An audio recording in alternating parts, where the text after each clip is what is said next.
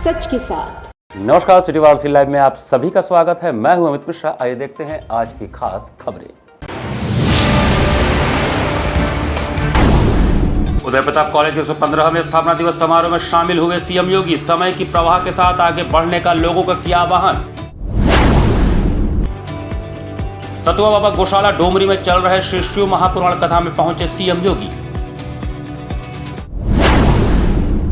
महिमा research foundation and social welfare zoology विभाग कृषि विज्ञान संस्थान द्वारा अंतर्राष्ट्रीय सम्मेलन आयोजित। और भोजपुरी अभिनेता व सांसद रवि किशन पहुंचे वाराणसी। महाराष्ट्र के चुनाव परिणाम को लेकर विपक्ष पर कसा तंज। और अब समाचार विस्तार से। उदय प्रताप कॉलेज के 115वें स्थापना दिवस समारोह में मुख्यमंत्री योगी आदित्यनाथ सम्मिलित हुए। प्रदेश के मुख्यमंत्री योगी आदित्यनाथ ने वाराणसी के उदय प्रताप कॉलेज के 115वें स्थापना दिवस समारोह में भाग लिया। कार्यक्रम की शुरुआत में उन्होंने राजर्षि उदय प्रताप सिंह को माल्यार्पण करने के पश्चात समारोह को संबोधित करते हुए कहा कि शिक्षा के क्षेत्र में यूपी कॉलेज का महत्वपूर्ण योगदान है। उन्होंने कहा कि युवा शक्ति की उपेक्षा करके कोई देश आगे नहीं बढ़ सकता।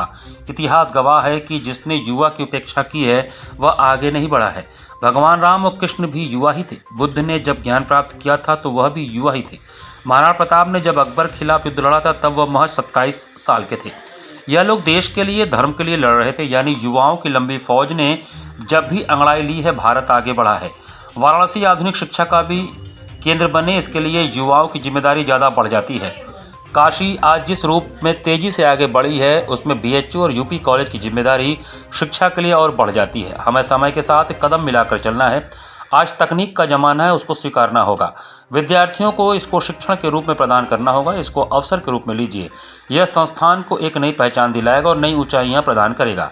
शॉर्टकट का रास्ता किसी को मंजिल तक नहीं पहुंचा सकता। इस अवसर पर उत्तर प्रदेश सरकार में राज्य मंत्री रविंद्र जायसवाल ने कहा कि उदय प्रताप कॉलेज के हजारों विद्यार्थी कृषि के क्षेत्र में आज पूरे देश में कॉलेज का नाम रोशन कर रहे हैं। उदय प्रताप कॉलेज में अंतर्राष्ट्रीय खिलाड़ियों को देने का भी काम किया गया है। इतना ही नहीं, राजनीति के क्षेत्र में काफ़ी होनहार लोगों को देश को दिया है। आज प्रदेश सरकार शिक्षा के क्षेत्र में काफ़ी कार्य कर रही है और यही कारण है कि हर जिले में विश्वविद्यालय की स्थापना हो रही है। उन्होंने कमल का इतिहास बताया कि जब जब हम लोग बढ़ गए तब कट गए।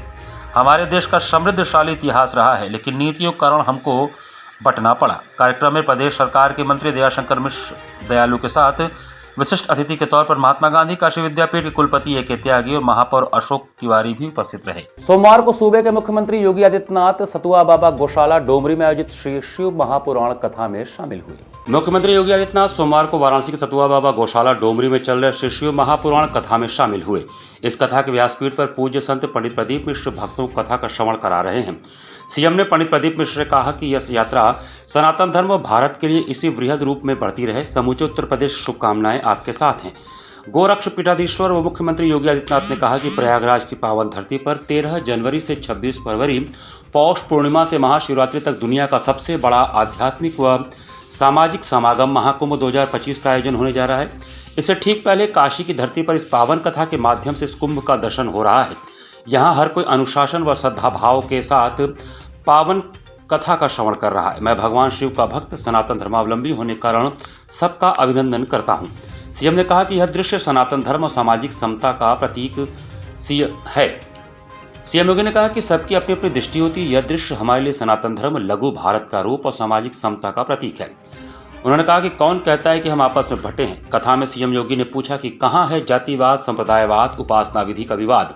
हम सब एक होकर पावन कथा के माध्यम से अपने राष्ट्र धर्म के निर्वाह के लिए धर्म योद्धा के रूप में अपने आप को समर्पित कर रहे हैं। यह कथा उसका उदाहरण प्रस्तुत कर रही है। कथा के विहंगम दृश्य को देख सीएम ने कहा कि सतुआ बाबा ने ऐसे स्थल का चयन किया कि जहां बाबा विश्वनाथ, बाबा भैरवनाथ, माँ गंगा व अन्नपूर्णा के दर्शन हो जाएं।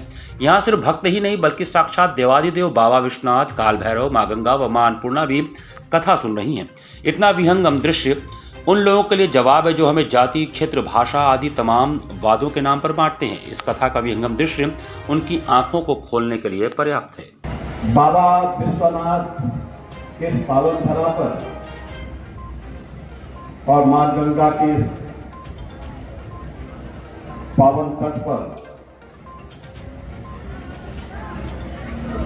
शिव महापुराण की इस पावन कथा को श्रवण का आनंद आप सबको प्राप्त होगा। मैं सबसे पहले कथा व्यास पूज्य संत पंडित प्रदीप मिश्रा जी का आप सभी काशी वासियों की ओर से, प्रदेश वासियों की ओर से और श्रद्धालु जनों की ओर से हृदय से स्वागत करता हूं, उनका अभिनंदन करता हूं। जिस अनुशासन के साथ और जिस श्रद्धा भाव के साथ आप सभी इस पावन कथा का श्रवण कर रहे हैं, तो मैं आप सबका भी सबसे पहले हृदय से अभिनंदन करता हूं।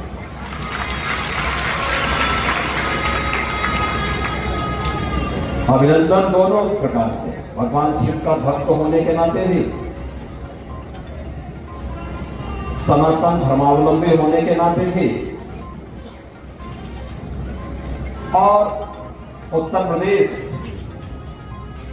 का दायित्व भी मेरे पास है। तो उत्तर प्रदेश में पावन कथा का आयोजन हो रहा है, तो इस दृश्य भी मैं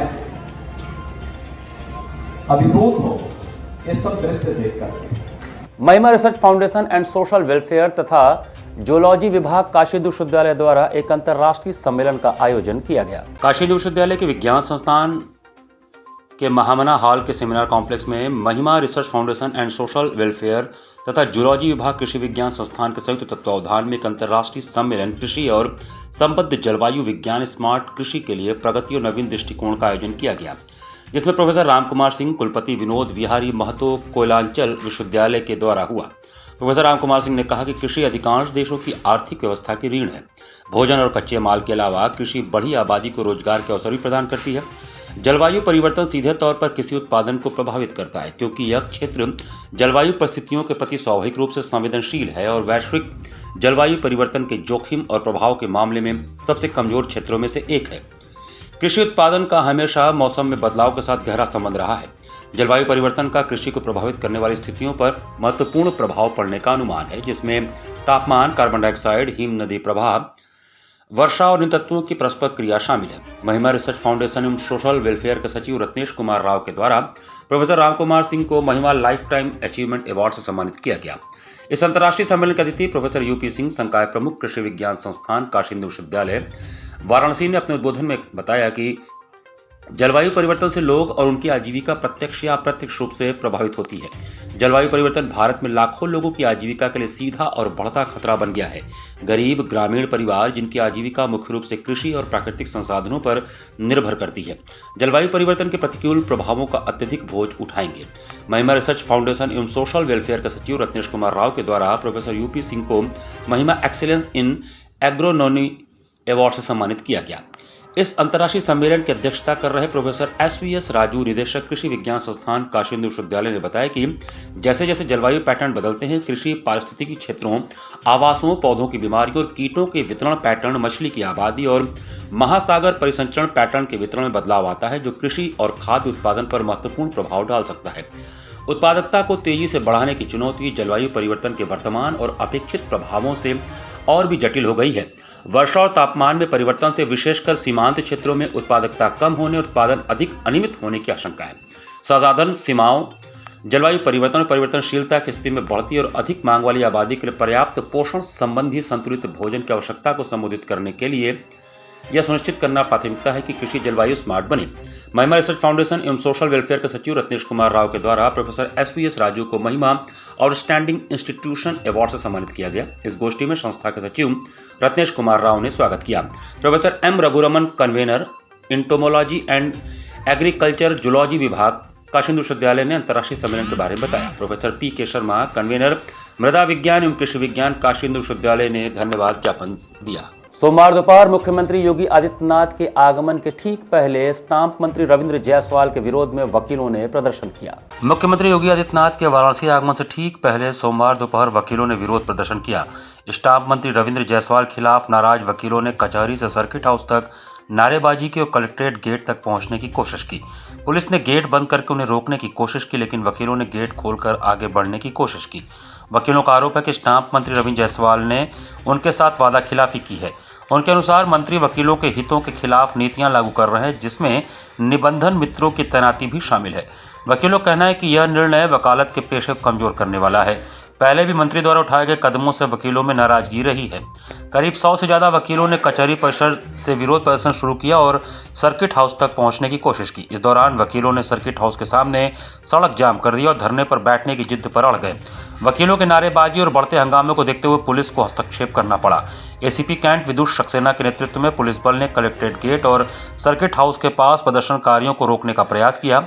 पुलिस और वकीलों के बीच तीखी नोकझोंक हुई, लेकिन अफसरों के समझाने पर मामला शांत हुआ।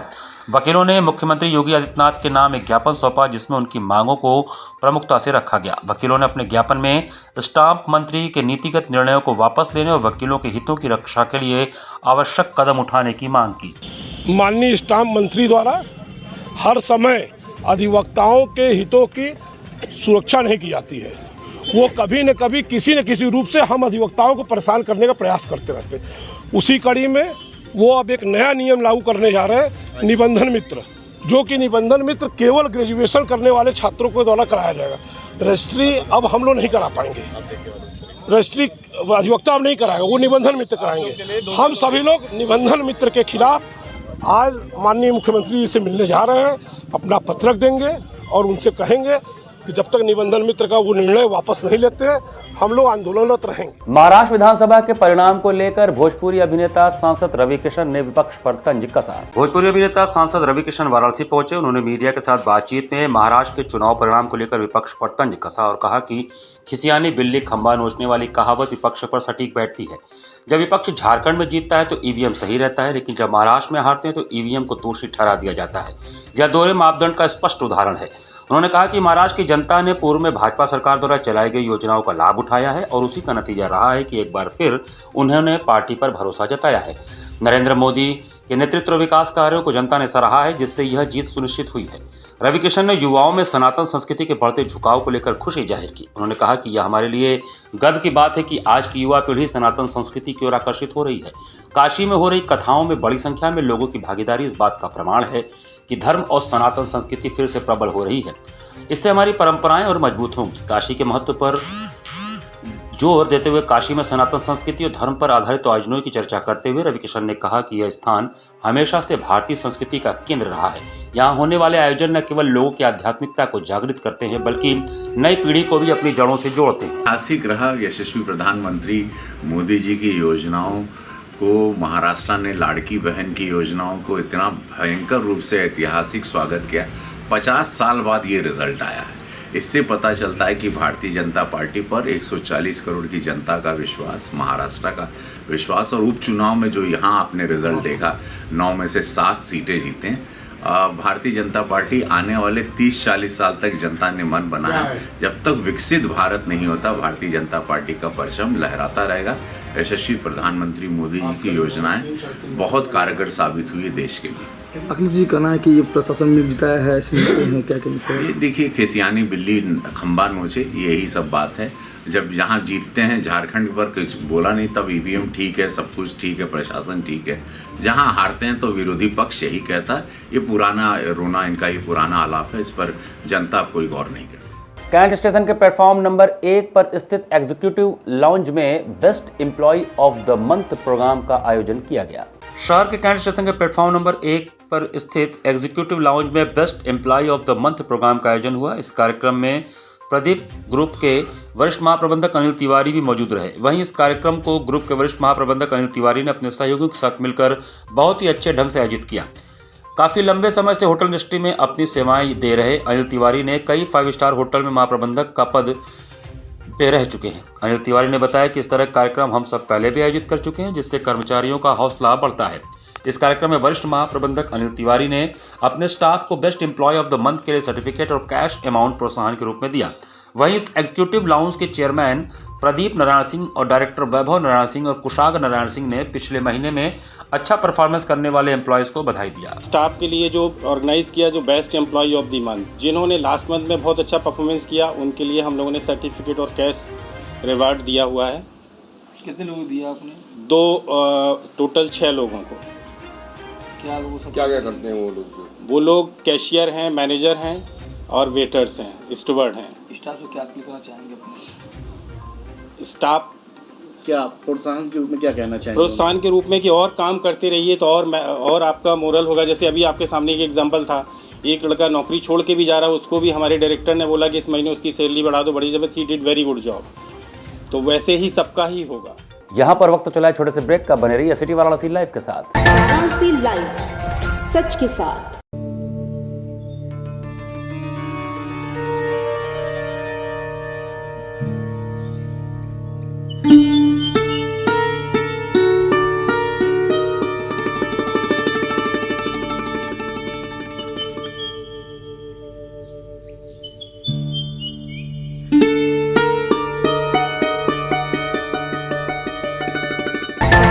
लाइव, सच के साथ। ब्रेक के बाद आपका स्वागत है।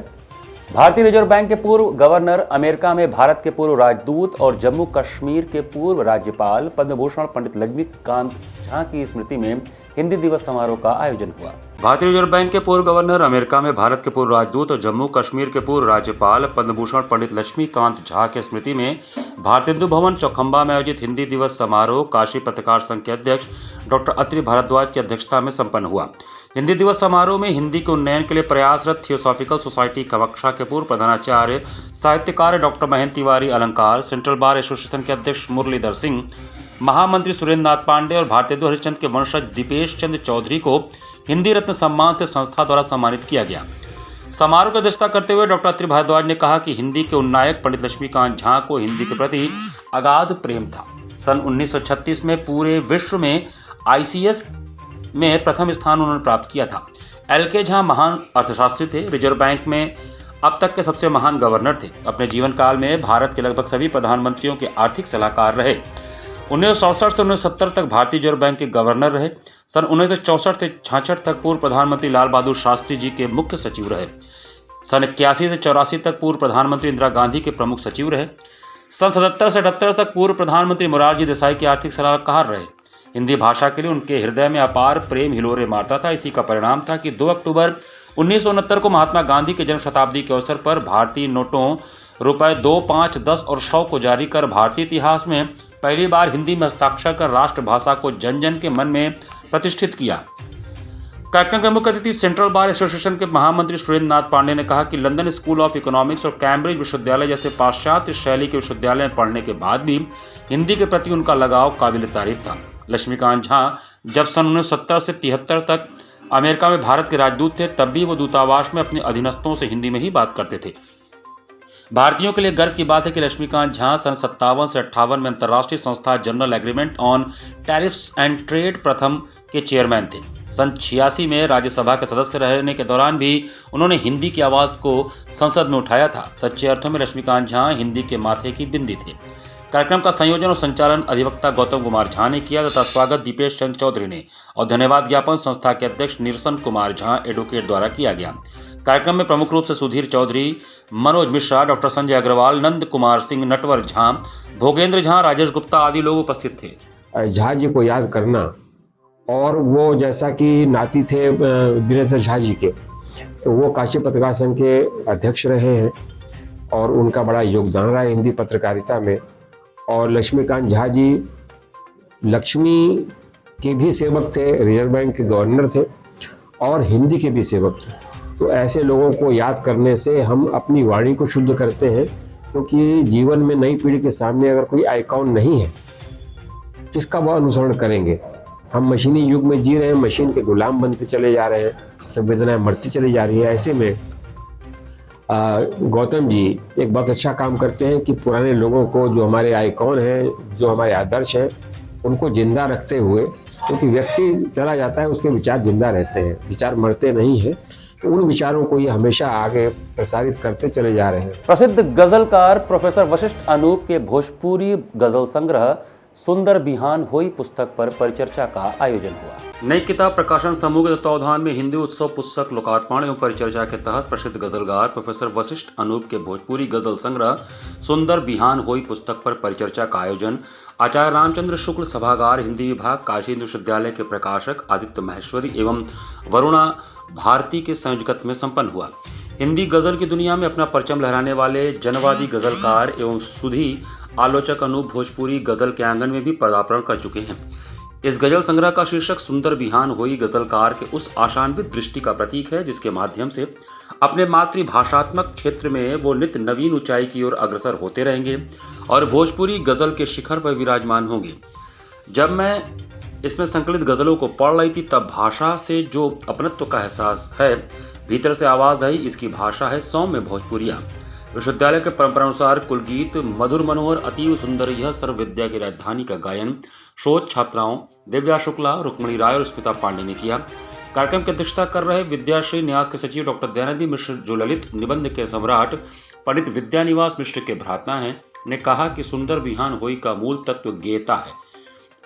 इन गजलों में जन जन की संवेदना मौजूद है। इसमें गजल के आंतरिक तत्वों का रेशा रेशा मौजूद है। वशिष्ठ अनूप स्वयं में गजल के एक स्कूल है, संस्था है। रूप रंग बोली बानी में यह साफ जाहिर है उनका लेखन तो है ही। विशिष्ट वक्ता हीरालाल मिश्र मधुकर ने बताया कि भोजपुरी साहित्य का इतिहास 7वीं सदी से शुरू होता है और हिंदी साहित्य की शुरुआत 9वीं सदी से प्रारंभ होता है। हम देख सकते हैं कि भोजपुरी लोककंठ के पहले से ही विद्यमान है। भोजपुरी गजल सबसे पहले तेग अली तेग की बदनाम दर्पण में भोजपुरी की मात्र 35 गजलें शामिल थी। पहली बार इतनी तादाद में भोजपुरी गजल इस संग्रह में सम्माहित है। संगोष्ठी के अंत में 19 से 20 नवंबर 2024 को डॉक्टर सत्यप्रकाश पाल के संयोजन में आयोजित 2 दिवसीय राष्ट्रीय संगोष्ठी हिंदी राष्ट्रवादी कवियों की साहित्यिक सामाजिक विरासत सांस्कृतिक राष्ट्रवाद के विशेष संदर्भ में के तहत नेट JRF उत्तीर्ण विद्यार्थियों सहित संगोष्ठी कार्यकर्ताओं को सम्मानित किया गया। चूंकि विगत 20 नवंबर को कुलाधिपति पंचतत्व में विलीन हो गए थे, इसलिए इस सत्र का आयोजन आज किया गया। इन गज़लों में जो हमारा आज का परिवेश है, आज का समाज है, स्त्रियां हैं, बच्चे हैं, माँ हैं, पिता हैं, भाई बहन हैं, चाचा हैं, इन सारे लोगों पर गज़लें लिखी गई हैं। जो गांव का सम्मोहनकारी रूप रहा है जिस पर सारे लोग मुग्ध होते रहे वह भी है, लेकिन जो गांव में परिवर्तन हो रहे हैं और एक नए ढंग की आधुनिकता आ रही है जो हमारी संस्कृति को कहीं से विकृत कर रही है, वह खान पान में भी, पहनावे में भी, अन्य चीज़ों में भी, वो सारी चीज़ें इन गज़लों में आई हैं। स्मार्ट सिटी व्यापार मंडल ने एक प्रेस वार्ता कर नाइट मार्केट के ठेकेदार पर व्यापारियों का उत्पीड़न करने का आरोप लगाया। स्मार्ट सिटी व्यापार मंडल द्वारा आयोजित एक प्रेस वार्ता में स्मार्ट सिटी व्यापार मंडल के अध्यक्ष मोहम्मद अजमी, महामंत्री ऋतु राय एवं समस्त पदाधिकारी व अन्य प्रताड़ित व्यापारियों ने बताया कि नाइट मार्केट के ठेकेदार श्रेय कंपनी के मालिक अंजनी पांडे में स्मार्ट सिटी के कुछ अधिकारियों की मिलीभगत से नाइट मार्केट किराएदारों से अवैध ढंग से मनमानी किराया एवं सिक्योरिटी मनी के नाम पर वसूली की जा रही है, जिसका विरोध करने पर व्यापारियों को दुकान खाली करने की धमकी दी जा रही है। प्रधानमंत्री के संसदीय क्षेत्र में उनकी इच्छा के विरुद्ध कार्य किया जा रहा है एवं मुख्यमंत्री की जीरो टॉलरेंस को स्मार्ट सिटी के अधिकारी एवं श्रेया कंपनी द्वारा धमकी दी जा रही है। ऐसे भ्रष्ट अधिकारियों व श्रेया कंपनी के ठेकेदार अंजनी पांडे का पर्दाफाश होना चाहिए, जो कि व्यापारियों के साथ साथ राजस्व का भी नुकसान कर रहे हैं। यहाँ बहुत मनमानी ढंग से श्रेया कंपनी अपना काम कर रही है। मनमानी ढंग से किराया वसूल रही है। 6,000 रुपये से 60,000 रुपये तक किराया वसूला जा रहा है। सिक्योरिटी मनी नहीं है, उसके बावजूद व्यापारियों से लाखों रुपए सिक्योरिटी मनी ली जा रही है और जिसके सारे एविडेंस हम लोग के पास हैं। लाइट के नाम पे हम लोग समय पे लाइट का बिल दे रहे हैं, समय पे किराया दे रहे हैं, उसके बावजूद इन लोग लाइट की बिल भी नहीं जमा कर रहे हैं। आज के समय में 32 से 34 लाख रुपया श्रेया कंपनी के ऊपर बकाया है और झेलना हम व्यापारियों को पड़ रहा है। सावन से लेकर देव दीपावली तक 60 दिन लाइट काटी गई है, 15 दिन, 18 दिन, 19 दिन पूरा कैंट जो है वो अंधेरे में डूबा रहा।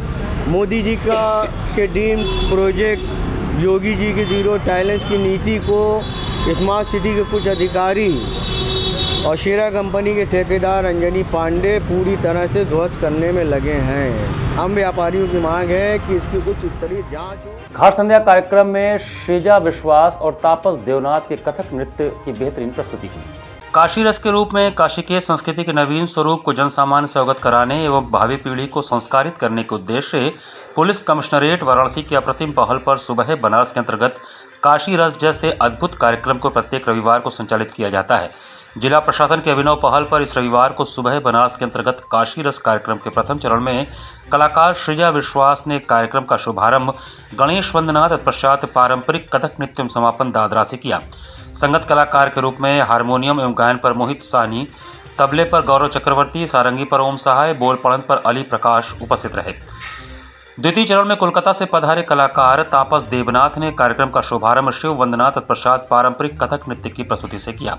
दोनों कलाकारों ने पद, लय, ताल, अंग संचालन एवं निपुण की झंकार से दर्शकों के हृदय को आनंदित किया। समस्त कलाकारों को प्रमाण पत्र SK Kesari, Pandit Deepak Sahay, Krishna Mohan Pandey, doctor KC Barnwal, doctor Alka Barnwal ने प्रदान किया। प्रमाण पत्र प्रदान करने के साथ ही उनके संगीत साधना की प्रशंसा की गई। धन्यवाद ज्ञापन श्याम कुमार केसरी ने किया। कार्यक्रम का सफल संचालन सीमा केसरी ने किया। इस अवसर पर सौरभ विश्वास सहित भारी संख्या में दर्शकगण उपस्थित रहे।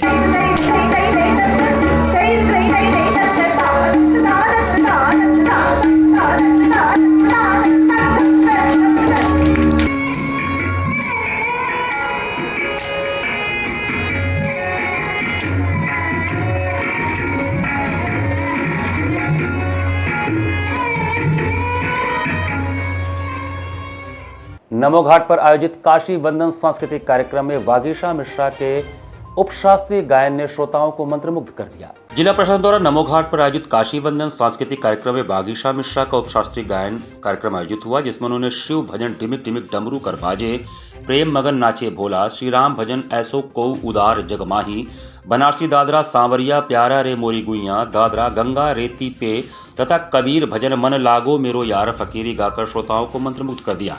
कार्यक्रम संयोजन एवं संचालन जिला काशी विरासत संरक्षण समिति के सदस्य अंशुमान महाराज ने किया।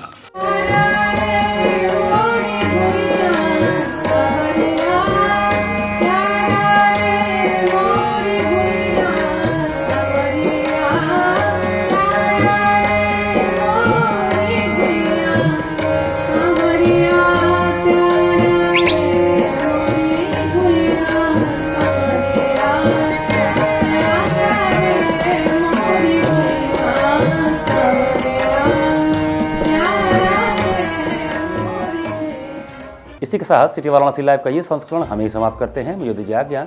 नमस्कार।